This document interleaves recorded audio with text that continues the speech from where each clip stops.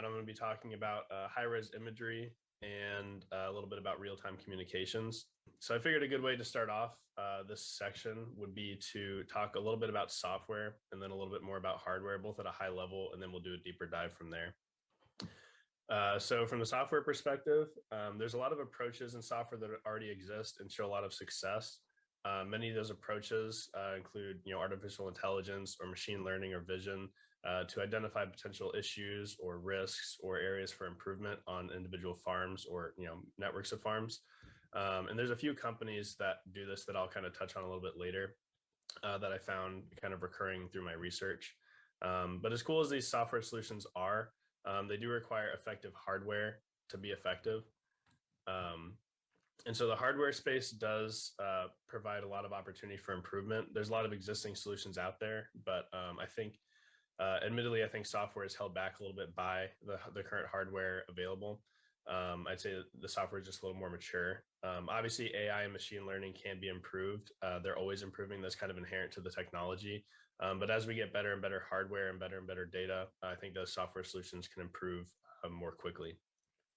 So all that to say, basically, I think a lot of the potential innovation in ag tech right now is centered around hardware, at least from a technical perspective. So kind of going a little bit deeper into high res specifically or imagery specifically, there's two main methods that I found that I'll talk about.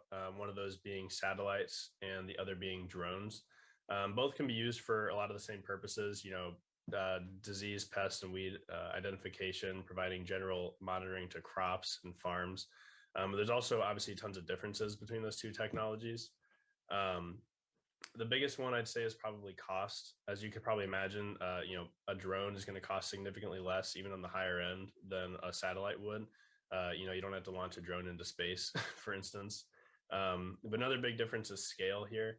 Whenever you're thinking, just like an individual farm or maybe just a couple family farms or something like that, I think a lot of times drone technology makes a lot more sense. But when you start to scale up to networks of farms or entire communities or start to go into the global space, I think it makes a lot more sense to start considering satellite imagery.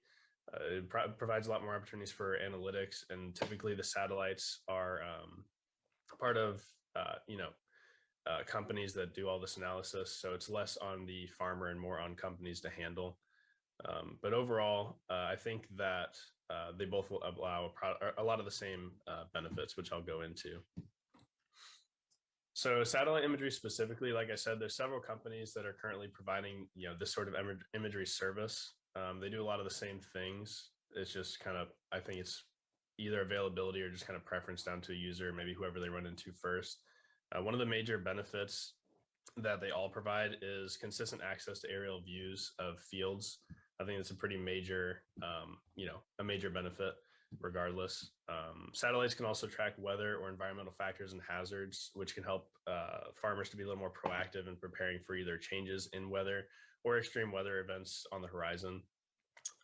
And several of the companies like Gamaya, CropSafe, and Earth Daily Agro that I found do provide warnings and suggestions and alerts based on this sort of information already, which I'll touch on briefly in just a couple slides. And although I'm focusing on imagery primarily here, I do think it's noteworthy to mention that a lot of different things with sensors and other data are incorporated to make the imagery as powerful as it is. Whether that's from weather stations or soil probes or, other sorts of sensors like that. But you might be surprised to know how many things that imagery alone can provide for. They can do all sorts of things like providing for estimates on crop biomass, soil hydration, nutrient levels, and like I mentioned before, disease and pest and weed identification. It can help with predicting and tracking weather, crop damage, scheduling assistance on a farm, all those sorts of things you can get almost exclusively from images. And then it just becomes more powerful when you start incorporating other technologies.